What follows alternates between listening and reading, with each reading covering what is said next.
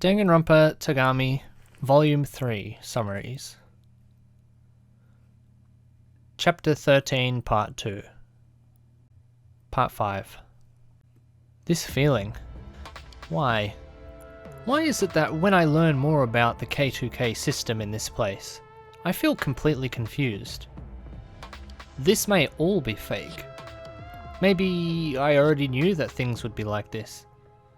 From the time when borgs' anomalies became more and more obvious, I had begun to have already noticed it within my own heart. My own story. Originally, I was just an item belonging to Byakuya. However, I also had my own story, and I was destined to confront it at some point. And that is now. I drank cold coffee, and Kay did the same. The old man just talked about the tragedy of Don Quixote. He said that the scene in which all the main characters had arrived into an inn had become unreadable due to the language. He said even Kafka and Soseki still resisted like this. Speaking of which, there are also very exaggerated incidents in the books of authors like Banana Yoshimoto and Haruki Murakami. People feel like these can be too coincidental or contrived. Is that also a kind of resistance? Or is it that an exaggerated incident is an indispensable element for an interesting story? Anyway, the old man who was drinking coffee in front of me by pure chance was also something of a big shot. I just so happened to meet him, and just so happened to listen to him, and he just so happened to be an alumnus of Hope's Peak Academy. He just so happened to be related to the Bible plan. He just so happened to have participated in the development of borgs. It's almost like one big joke. I don't know if Kay knows my inner monologue.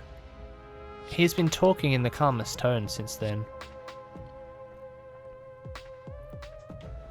It was not long after the end of the worst incident in the history of the Togami family. A person who claimed to be an insider of the Togami family found me. Presumably the superiors had already learned of the Bible plan to some extent. The insider was begging me, "Can you write a dictionary for us? What a charming invention." Still, I wanted to find a safe place to hide borgs.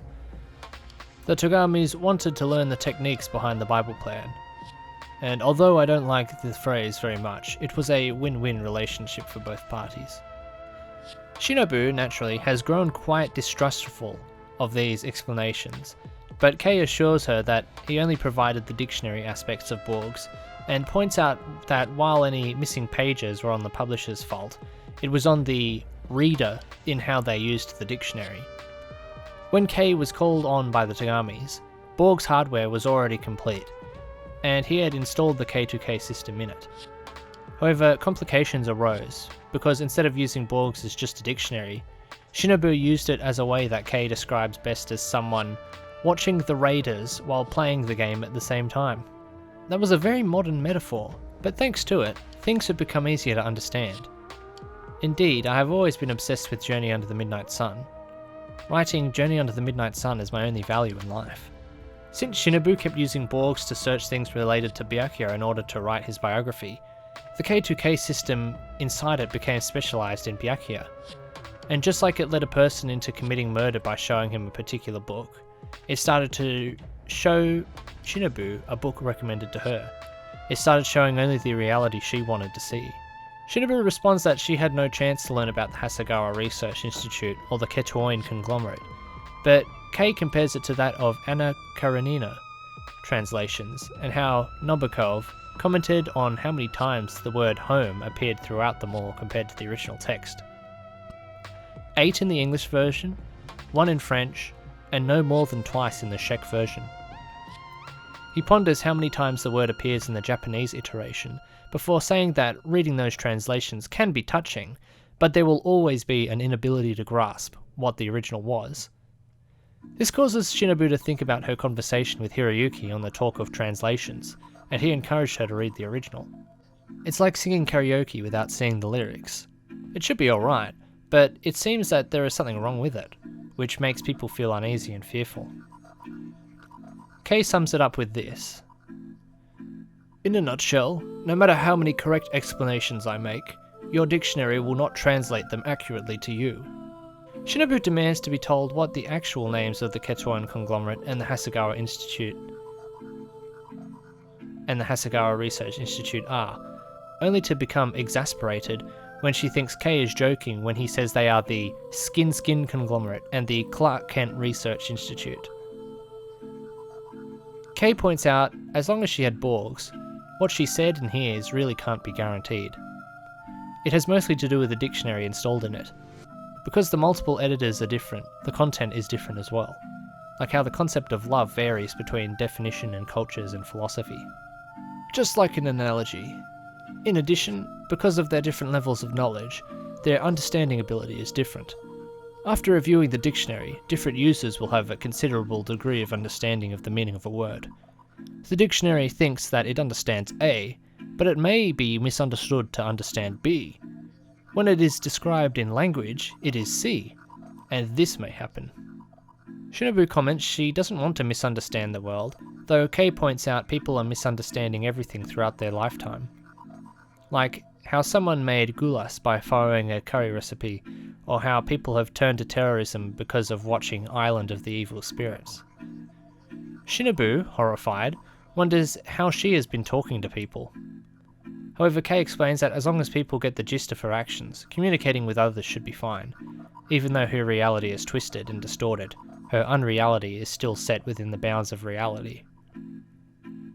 Yet even still, I just want to see the real thing. This feeling is actually quite normal, but it's impossible.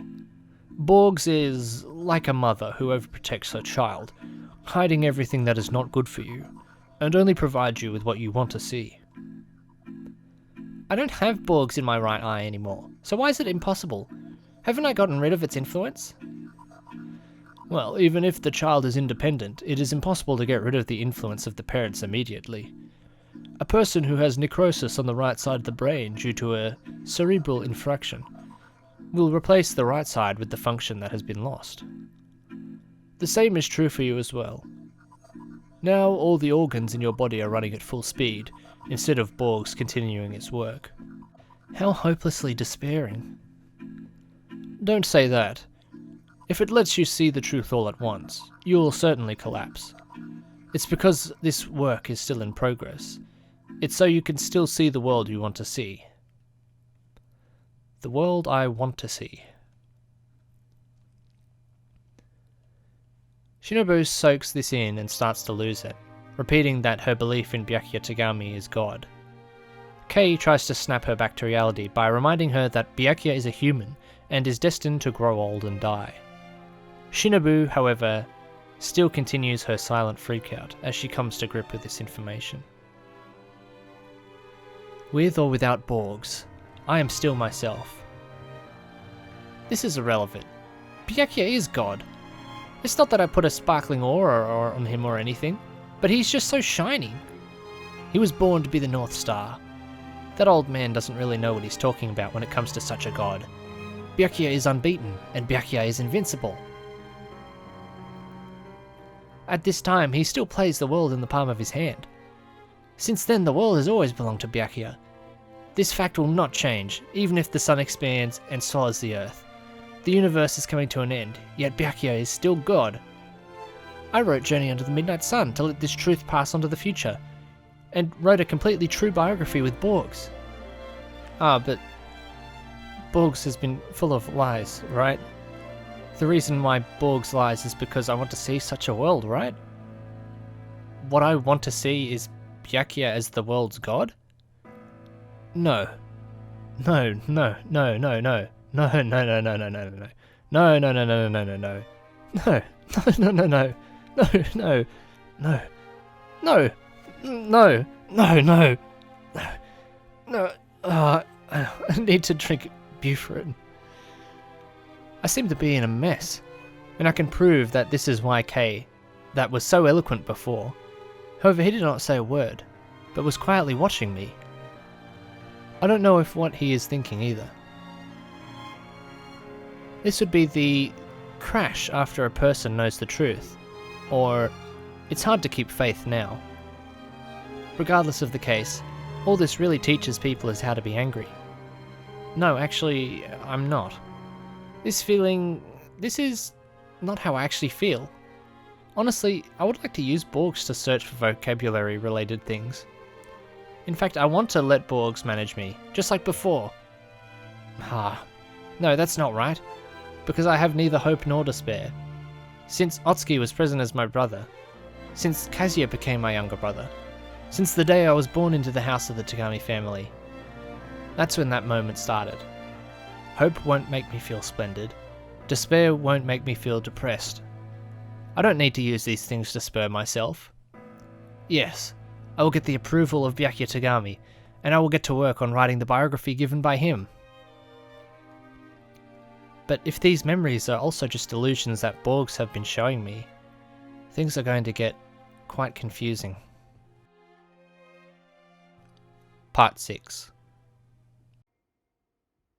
The picture. After a while, Kay whispered.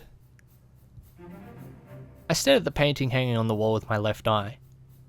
The weird creature that stood on the ground with a big nose. Its scientific name is the Hopsorinus aureus. This creature uses a jointed nose to jump like a kangaroo, Kay explained. In 1941, this creature was found on the island of the Haiai in the South Pacific. This is a special subtype of mammalian animal called the Rhinogradentia. So far, 14 subjects have been discovered. Kay lists off the types of Rhinogradentia that has been discovered, including the species that has tentacles coming out of its nose that they used to walk with. How is it possible for there to be such creatures? Bau und Leben der Rhinogradentia was published in 1961 by Professor Harold Stumpk. Is that a book about them?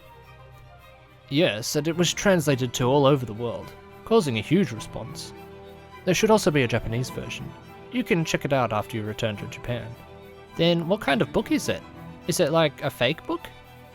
The foreword and afterword are actually written by a real and famous zoologist. A review of this book was even published in scientific journals, and there are many related books too. How would you doubt an academic book on all the issues that modern zoology deals with, from morphology, anatomy, ontogeny, physiology, actions, diets, and phylogenetic evolution? With such an academically sound book, do you think you are qualified to doubt it? Well, there's no more direct evidence than images. I don't have any images. Why? This creature is extinct. Extinction? In 1957, due to a nuclear test conducted nearby, the islands where the Rhinogradentia flourished sank. Oh, that's a super perfunctory ending. Don't say what type of ending it is. So there are no photos? Since it was in the 1950s, there should be photos, right? All the information sank with the island. I'm really speechless. There are no photos anymore? If you can't investigate on the spot, there's no way to prove that this creature actually exists. This is really not credible. Do you know the dodo? The bird that is already extinct? Because of that, do you think, did this bird really exist? Oh, of course I did. How can you be so convinced? The dodo did not have any photos survive. The dodo had once thrived on the island of Mauritius. This is only a testimony of the sailors at the time that can be proved without any other reliable information. Dodo, like the Rhinogradentia, are impossible to verify what kind of creature it was, and what kind of life it lived. I remember seeing specimens. There is a sample of a dodo stored in a monastery in the Czech Republic. However, there is no evidence to prove that the terrible thing that is covered with charcoal is the real thing. Therefore, the dodo is a bird like a dove and a seagull. But the creature that walks on its nose, you see, there's no such thing in this world. That is to say, common sense can prove that it's contrary to common sense if it's false, and it can be judged by common sense. No, believe that the dodo is real, but doubt the authenticity of the Rhinogradentia. This is not based on common sense judgment, simply because you lack the logic to accept the existence of a real rhinograde. You mean to say my lack of knowledge? Reality and unreality are indistinguishable from the experiencer. I believe that a real person can see the existence of the Rhinogradentia even if it is a fantasy, and will also write an article to prove its existence. If a third party believes in the article, then the fantasy will be shared by them and become their common fantasy. By the way, when the book was published, most readers completely believed that the Rhinogradentia existed. Shinobu can't laugh even if she thinks it's too stupid. These people at the time had no real way of knowing that the rhinogrades were made up. Shinobu thinks about the Kudan, and thinks to herself that the Kudan definitely exists, like the dodo. People who don't believe that the Kudan exist make me laugh. People are only willing to see the reality they want to see, Kay said calmly. No matter how convincing a certain argument is, as long as people are unwilling to accept it, they can't understand the meaning of it. This pathology is similar to the story in Don Quixote. Kay then gives another example, similar to the previous one, before continuing. No matter how much we experience, how much knowledge we learn, it is impossible to have the same sense of reading as the readers at the time. That is absolute. Absolute, murmurs Shinobu. Kay says as long as Shinobu believes that Byakuya Togami is a god, Borgs would do everything it could to strengthen that position, even if what is happening is different. To sum it up, the sacredness of Byakuya Togami, if you couldn't find it, you would make it. What? I understand. Now I understand. If Byakuya Togami is not God, then my world will end. The only purpose of my existence is to write Journey Under the Midnight Sun, and I couldn't let that weakness and fragility of Byakuya be exposed to my eyes. So I made up and fabricated the storyline. I built the story I wanted to see for myself, not on purpose, but because of Borg's interference. In order to make Byakuya Togami become God, I have created a lot of lies so far. I made people who didn't exist, created a group organization that didn't exist, and looking back, I think I even falsified the past. I now understand all of this, and was mentally prepared. Although I can't say that I was awake, I have accepted the uncertainty of my brain. I have accepted the fact that life has only just begun today. With this realization, Shinobu stares at the painting and asks for the name of this animal, and finds them cute. The Snout Leaper is what it's called. Shinobu says that it would be nice if the Snout Leaper really existed, but believing in something and it actually being true are two different things. Kay says that belief is just enough. I still want to hear the truth. I want to know the truth. Although I don't know if I can do it, it's worth a try. I didn't expect you to say that too. I didn't mean to tease you, Kay said, shrugging. At present there is no Borgs in your right eye. Then you have to look at the real things with your own eyes and update your reality. Although the information falsified by Borgs will not disappear easily, but since you have found a path that convinced you, no matter how difficult it is, you should follow that path. I think so too. Then I'll tell you something. Maybe it can help you. Although it's just a hypothesis. But the despair disease is more than likely a lie made up by Borgs, he began,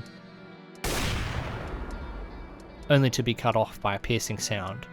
Just then, countless bullets penetrated the window, and the kettle in the kitchen was riddled with holes. Part 7. My kettle! Get down! Be careful not to get hit by that rifle! That's a submachine gun. It's not good to think that there's just only one type of weapon. Whatever, just lay down. However, instead of going prone, he stood up and went to the coat rack to take his hat. At the moment Kay reached out, the hat was reduced to Swiss cheese. Oh, why destroy the hat like a surrealist? Please, just lie down. Samsa, who transformed into a bug, moved around the room somewhat like this. Kay finally listened to me. He's now down. Nevertheless, I do not want to sleep here forever. That guy with the submachine gun will want to play close combat. He should soon be in the hut. Just what can we do? Unfortunately, I can't help you aside from wishing for the good times that I hope will find you, says Kay. If you're expecting me to say something like, I knew something like this would happen, so I developed Borgs Mark II, which fixed all the weaknesses that the previous model had, forget it. Don't expect a development like that. With more bullets flying into the house and destroying items like paintings and tableware, Kay loses his temper and orders Shinobu to follow him. He then opens a hidden door in the kitchen that goes into an underground staircase that leads to the garage. An experience that caused Shinobu to remember when she read the diary of Anne Frank, which left her speechless. Once they get to the garage, there is an old Skoda car. Kay asks Shinobu if she can drive. She asks if he isn't going to go with her, and he answers that he's living incognito, so he can't go with her. Shinobu tells him not to die. Kay says they are going to go after her, so they won't bother killing him. Thus, Shinobu gets in the car and prepares to leave. I open the window of the driver's seat. Thank you for creating Borgs, she says gratefully to Kay's surprise. Don't you hate me? He asked. There are, of course, 100 complaints that I would make, but the world that Borgs made me see was very beautiful. I hope the world you will see with your left eye will not be so bad either. One more thing. What else? I always wanted to know, the writer who you started to tell me about that got angry in the interview. Who was he? Milan Kundera, replied Kay, and I realised one thing. Kundera. That initial letter is also Kay. Kundera is still alive, an old man. After the war he fled to France, but he was born in the Czech Republic. No, it couldn't be. Could it? Was that really possible? I'm eager to find out if Kay is also part of the false reality that Borgs has shown me or not. Kundera wrote a very good sentence. I will quote it to the end, Kay said. Betrayal is to get out of your position. Betrayal is to get rid of the original position and cast it to the unknown. I'm going now. I stepped on the gas pedal, and the car suddenly slammed into the garage door, breaking it. I saw through the rearview mirror that Kay was calling, but from his previous words and deeds, he should not blame me for this little thing. I drove all the way and rushed down the mountain road, back when I walked up on my own two legs. I was walking pretty hard. Now I'm leaving this road at the speed of sound. I was extremely happy. Of course, every time I was too unskilled to shift gears properly, the car squeaked and shaked. However, the vintage engine kept running like it has been operating for years now. All this means is I just had to keep it up with a smile, until those bullets finally enter my brain.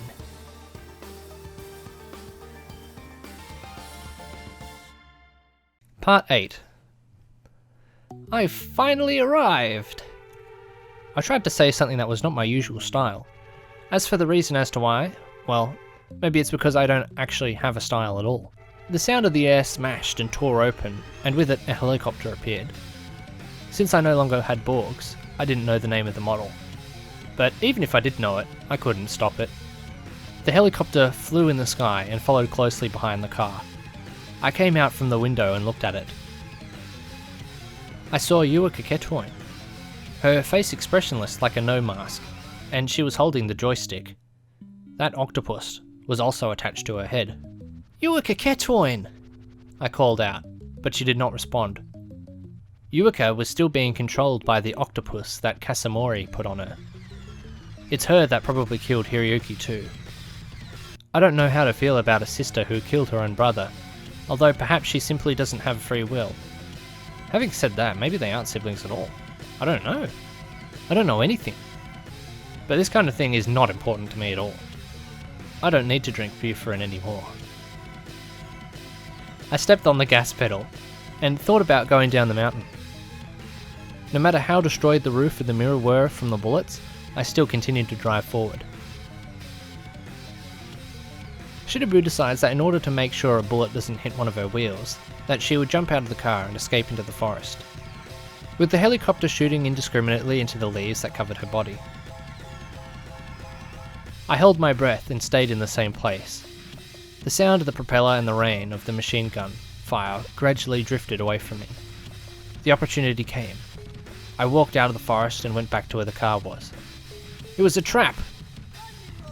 The helicopter is indeed in the air at the distance, but its body is facing me. If Yuuka Kedouin were to be holding a sniper rifle and waiting for me to come out of the forest, the dot should now be aligned right in the space between my eyebrows. I'm gonna get hit. I'm gonna die. At that moment, however, I suddenly saw something fly towards the helicopter. The thing flew up with a tail like white smoke, hit the side of the helicopter, and at the same time, caused an explosion. Fireworks bloomed in the sky. The helicopter lost its balance and fell towards the mountains. I heard the sound of the spiral wing sweeping the trees. Then the explosion. The sleeping birds that were in the shade of the forest flew away together. It's over. I heard the voice, but I didn't see anyone. I looked to the right, and then looked to the left, again. When I turned to the right again, before there was no one there when I looked that way, now there was a girl standing in front of me. She wore the uniform of Hope's Peak Academy, and there were tight muscles on her limbs that protruded from her uniform. She gave off the impression of a female athlete. She had a pair of squinting eyes which were filled with tension. From the 78th class of Hope's Peak Academy. Mukuro Ikusaba, super high school level soldier. Shinobu asks Mukuro what she is doing in the Czech Republic, and after a bit of banter, where she reads the wrong script in front of Shinobu, which leads Shinobu to comment on how cute she is, yet how useless she is, she answers that she was hired to escort one of the Council of Global Controllers members a day or so before the World Domination Proclamation. She blames herself for not being able to protect him. Having failed her mission, she tried to head back to the airport, but since it was blocked, she had no money and she was forced to camp out in the forest. It couldn't be helped, so I camped out here, admitted Mukuro. Still, I at least managed to hunt down a live bear to eat it, slowly. Yep, that's good. It was indeed.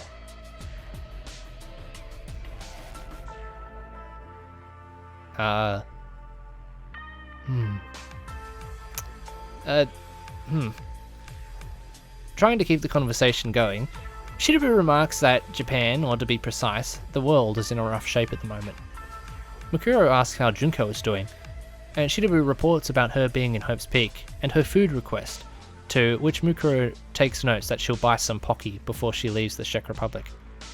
Shinobu asks her help to save Byakuya, but she apologises, saying that she isn't very good with improvised plans, though notes that she is supposed to help her, but the plan never says to what extent, and she really wishes that she had her script now. To make it up to Shinobu, she fixes a tyre of the car that got damaged during the machine gun attack. They then part ways, and Shinobu gets out of the mountain with the old Skoda car. I drove forward again in the car and finally got out of the mountain. There is no problem with the tyres, and it was very light to drive. After driving for a while along the river, I was able to see the restaurants in the mountains. Mr. Hiroyuki Kedouin. Who is that guy? From his tone, he seems to know me, but I still can't remember. Thus the emotions of anger, sadness and compassion, I can't fathom those. I am empty, and I blame the K2K system that drives borgs for that. My existence is extremely ambiguous, and there is no difference to that of a newborn baby. Yes, I am a baby. I know nothing about the world. I don't know anything about myself. But because of this, I can update all of them and move forward. Yeah. I tried to make a scream that was not my usual style. Maybe it was because I never really had my own style at all. But now things have changed. I must rely on my own strength to create my own style. As Shinobu glances at the hotel she and Hiroyuki were at, she whispers that Yuuka should be dead as a result of Mukuro. It feels a bit funny. The world around me is so crazy. But the craziest one is myself. I can't believe in any experience of my own. It's only now that I feel this certain type of happiness, that no matter who is accumulating the past, with this recent freedom only I can create the present. In the whole wide world, only I have no original. Happiness that pushes forward, like a beast or a bird, without being noticed by anybody, and with no need to worry about anyone's evaluations. Yeah! Even if it's not like my usual style of yelling, no one will ever say again that I am not acting out of my usual style. Yes, I have been reborn. Even still, I must keep going towards the place where Byakuya is kept. I will move forwards toward the freedom that will aid Byakuya. Oh, let the engine roar loudly, and may it run all the way towards happiness. Chapter 13. End.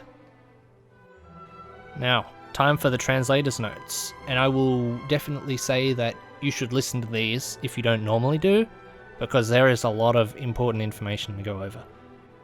So obviously Kirigiri-so fans would recognise the Rhinogradentia from the joke root of Kirigiri-so, and here now they are, again, just explained properly. Now Don Quixote was mentioned a couple of times. That's a Spanish novel by Miguel de Cervantes, sorry for the pronunciation, as always. Published in 2 parts in 1605 and 1615, Don Quixote is the most influential work of literature from the Spanish Golden Age and the entire Spanish literary canon. A founding work of Western literature, it is often labelled the first modern novel, and is sometimes considered the best literary work ever written. Natsume Soseki was a Japanese novelist. He's best known around the world for his novels Kokoro, Botchan, I Am a Cat, and his unfinished work, Light and Darkness.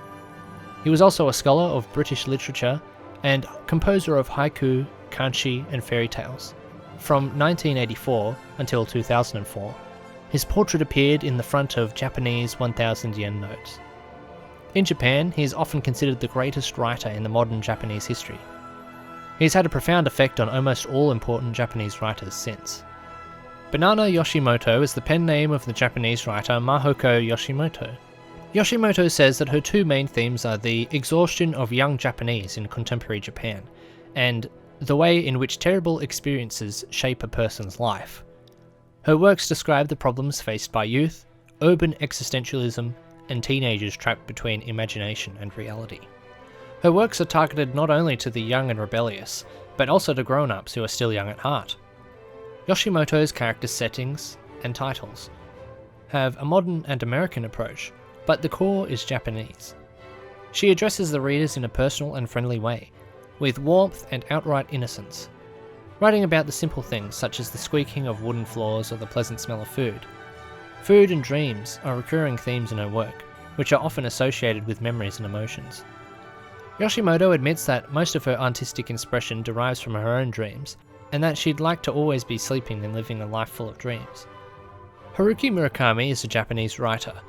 His books and stories have been bestsellers in Japan as well as internationally, with his work being translated into 50 languages and selling millions of copies outside his native country. His work has received numerous awards, including the World Fantasy Award, the Frank O'Connor International Short Story Award, and the Franz Kafka Prize. Yes, really. And the Jerusalem Prize. Another notable feature of Murakami's stories are the comments that come from the main characters as to how strange the story presents itself. Murakami explains that his characters experience and what he experiences as he writes, which could be compared to a movie set where the walls and props are all fake. The Raiders can either refer to the Los Angeles Raiders or the Canberra Raiders. Both are sports teams, which is mentioned when he said what Shinobu is using with the dictionary is like playing the game and also watching it at the same time. Anne Karenina is a novel by the Russian author Leo Tolstoy, first published in a book form in 1878. Many writers consider Anna Karenina the greatest work of literature ever, and Tolstoy himself called it his first true novel. It was initially released in serial installments from 1873 to 1877 in the periodical The Russian Messenger. Vladimir Nabokov was a Russian and American novelist, poet, translator, and entomologist. His first 9 novels were written in Russian from 1926 to 1938, but he achieved international prominence after he began writing English prose. Nabokov became an American citizen in 1945. It should be noted that a novel of his, titled The Despair Novel, is about a man who meets a homeless man in the city of Prague, whom he believes is his doppelganger. And you can't make this stuff up. I'm serious. Island of the Evil Spirits is a film directed by Masahiro Shinoda, and honestly there's not much information about it online. Gerolf Steiner was a German zoologist. Steiner is best known for a 1961 book, authored pseudonymously as Harold Stump, on the anatomy and habits of the Rhinogradentia, a fictitious order of extinct mammals whose nose evolved in unusual ways. Just some extra notes.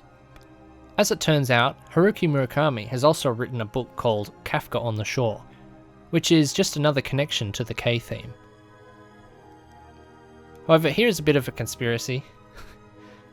So in Volume 1 of DRT, the Japan Detectives Club, the JDC, and the ER3 system get mentioned, as you probably don't recall. The ER3 system from Zarigato, written by Nishio Ishin, which in itself heavily inspired Danganronpa, and the JDC, primarily written by Ryusue Sirioin, but also many spin-offs, written by Nishio Ishin and Maijo Otaro.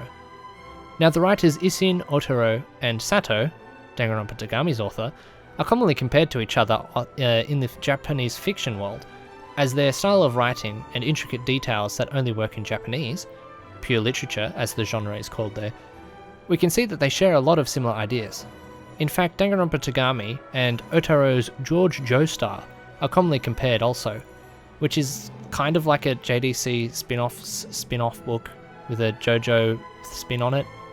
Now, in Kafka on the Shore, one of the main characters is called Johnny Walker, and in Otaro's new anime, ID Invaded, the villain is called John Walker. What has this got to do with Danganronpa Togami? I have no idea, but all I'm saying is that if Tsukumajuku shows up in Danganronpa Togami at this point, I wouldn't even be surprised. All of these writers share a common theme of some sort of force controlling the actions of the main character, and the deceptive nature of the world around them.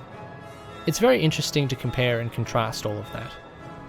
And finally, The Diary of a Young Girl, also known as The Diary of Anne Frank, is a book of the writings from the Dutch language diary kept by Anne Frank while she was hiding for 2 years with her family during the Nazi occupation in the Netherlands.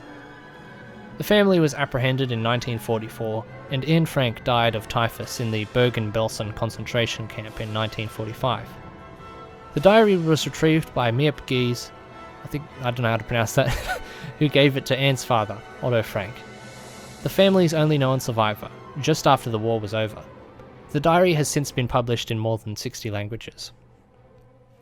It's still funny to think that World War II happened in Danganronpa, and that's also backed up in Danganronpa Kirigiri as well. It's like, wow, was there any super high school level Nazis? How crazy is that? Maybe that's for the deep dive, whenever we get around to making more of those.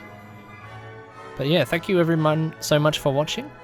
It's been fun getting back into the groove of this. We've got plenty more on the way. More episodes of DRT.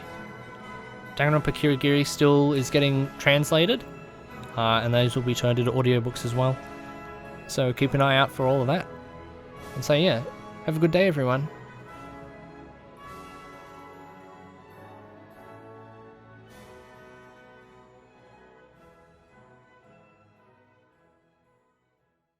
I don't need to drink Bufferin anymore. I love that line. It's so stupid. Because it's like, oh, she's always wanted to drink all this medicine. And it's like,